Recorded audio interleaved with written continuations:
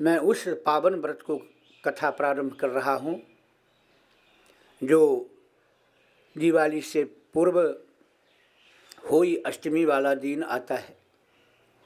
होली अष्टमी से हम लोग या उससे पहले से ही हम लोग घर आंगन की साफ सफाई, दिवाली की तैयारी में लग जाते हैं। बरसात के बाद दिवाली होता है और बरसातों में अनेक प्रकार के कीड़े मकोड़े, जंगल, घास फूस घर के बाहर आले दुआले निकल जाता है। दिवाली में हम लोग उसको सफाई करते हैं, नए मिट्टी ला करके घर को लेपते हैं, नीपते हैं, बुहारते हैं, तुलसी को सजाते हैं, घर में मिट्टी का दीवा बनाते हैं। मिट्टी का दीवा का काम बहुत ज़्यादा बढ़ जाता है दिवाली में। एक कुम्हार था, यही काम करता था, दीवा बना करके बाजार में बेचता था। उसे पता था कि दिवाली में दीवा का ज़्यादा मांग होगा, उस मांग के बराबर में उसका काम भी होना चाहिए, इसीलिए मिट्टी खोदने के लिए चला गया।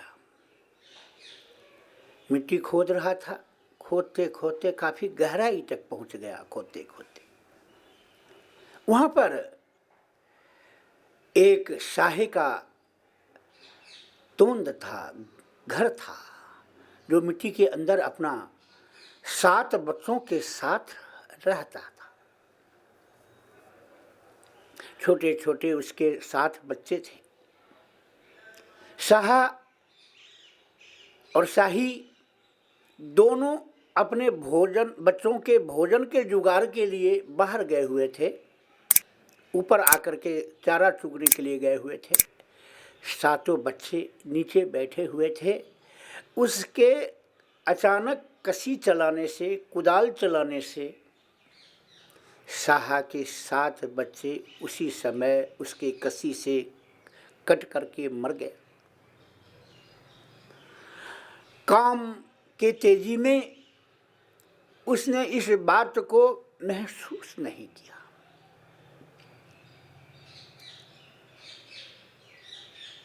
मिट्टी खोद करके, मिट्टी लेकर के अपना गड्ढा पर लेकर के चला गया। शाही अपने जगह पर अपने बच्चे के लिए भोजन लेकर के आई। वहाँ पर सभी बच्चों को उसने मृत पाया। ऐसा देख करके शाह और शाही अंदर से रोने और बिलखने लगे। अंतःकरण से उनके मन से आवाज निकल गया कि जो मुझे अपने बच्चों से वंचित किया, जो जन्म देकर मैं बच्चों से सुख प्राप्त करने से पूर्व ही किसी दुष्ट ने उसको मार दिया, हे भगवान उसे भी ऐसा ही हो।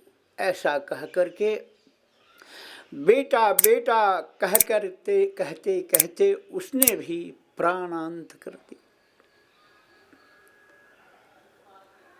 कहते हैं ना कि पाप कई बार अचानक प्रभाव नहीं करता, कई वर्षों के बाद उस पाप का प्रायश्चित तो जरूर करना पड़ता है, क्योंकि ये कर्म है। यह संसार कर्म भूमि है। हम जो भी करेंगे, जैसा भी करेंगे, उसका प्रतिफल हमें तो मिलना ही है।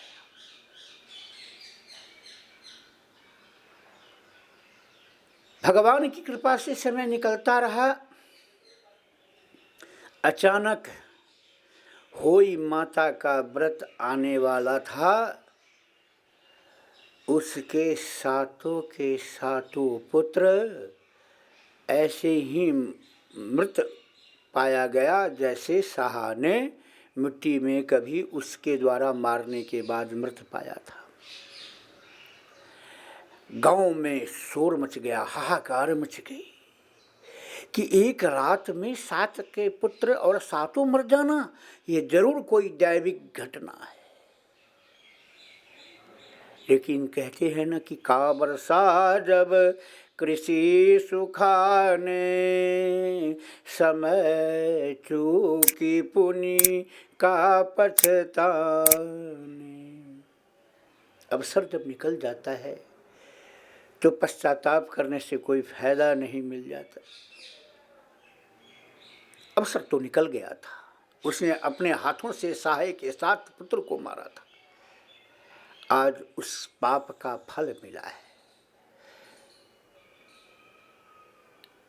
अब वो कुम्हार पागल की तरह ऐसे भटकने लगा जैसे एक पागल दीवाना जहाँ तहाँ भटकता रहता है। भटकते भटकते भटकते एक सुयोग्य पंडित जी के पास गया और चरण पर गया और हाथ जोड़ करके कहने लगा कि महाराज, आप गुरु हैं, ब्राह्मण हमेशा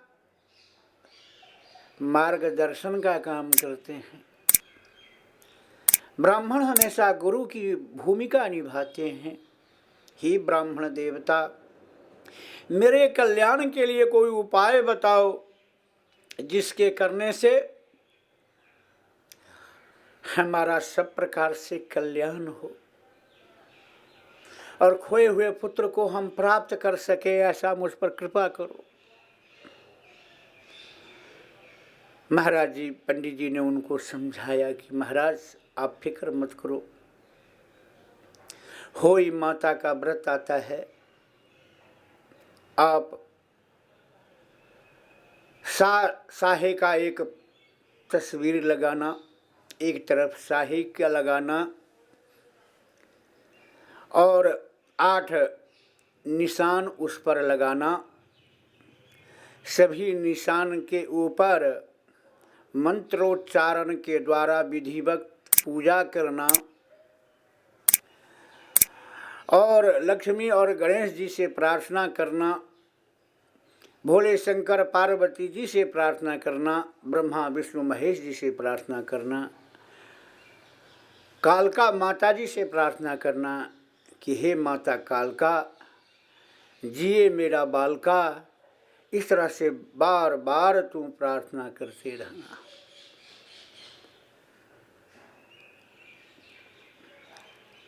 जो कोई प्राणी इस तरह से पूजा करेगा, हे कुम्हार, उसका सब प्रकार से चिंता दूर हो जाएगा। ऐसा सुनकर के कुम्हार और कुम्हारिन, उसकी पत्नी, दोनों ने होई माता का व्रत किया और पंडित जी के कथनानुसार विधि पूर्वक साहे का तस्वीर लगाकर उस बिंदी पर मंत्रोच्चारण के द्वारा पूजा करके प्रार्थना किया और मंत्र का जाप करने लगा।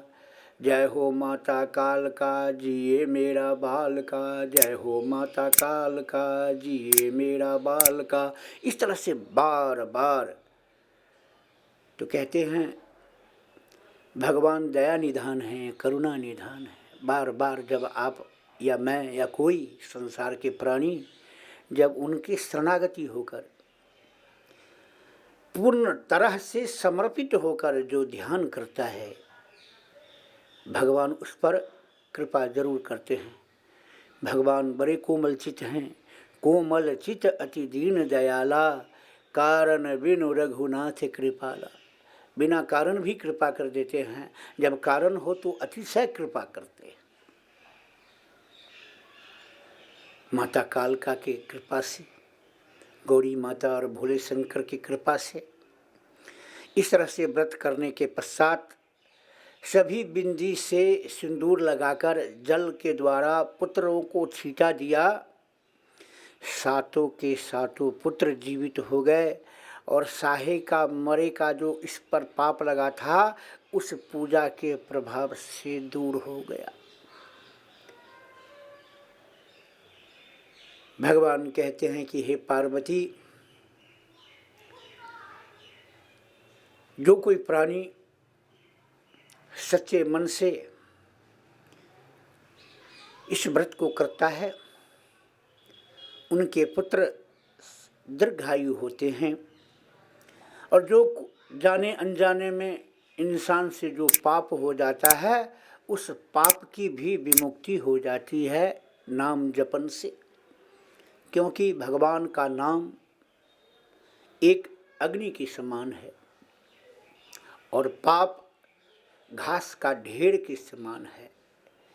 एक चिंगारी ही जैसे ढेर घास को जलाकर भस्मीभूत कर देता है, ठीक उसी प्रकार भगवत नाम में वो ताकत है जो एक बार नाम लेने से ही दैहिक दैविक भौतिक तीनों प्रकार के ताप से मुक्त हो जाता है। धर्म अर्थ काम मोक्ष की प्राप्ति होती है। जो कोई प्राणी सच्चे मन से हुई माता का व्रत करेगा, माता जी की कृपा से उन्हें धन धान्य की वृद्धि होगी, पुत्र संतति की उम्र लंबी होगी और सब प्रकार से सुख और आनंद को भोगते हुए अंत में परम पद को प्राप्त करेंगे। बोलिए श्री कालका माता की जय। ओम नाभ्यास ही दंतरिक्षं शेषनौर्जौ समवर्ततः पद्भ्याम भूमिर्तिसह श्रोता तथा लोकांगकल्पयन् कर्पूरगौरं करुणावतारं संसारसारं भुजगेन्द्रहारं सदा वसन्तं हृदयारविन्दे भवं भवानी सहितं नमामि। ओम नमः पार्वती पते हर हर महादेव। प्रिय दर्शकों, यदि आपको यह कथा अच्छी लगी हो तो इस चैनल को आप सब्सक्राइब करके आप इस चैनल को हौसला अफजाई करें, ताकि इससे भी बढ़िया बढ़िया प्रोग्राम आप सबके पास लेकर के आकर आप सबके कल्याण के लिए इस तरह से कोई न कोई कथा आप सबके बीच लाते रहें। इसलिए इस चैनल को आप ज़रूर सब्सक्राइब करिएगा और लाइक करिए, और लाइक करके हम सबको आप आगे भी इस तरह से हौसला अफजाई करें।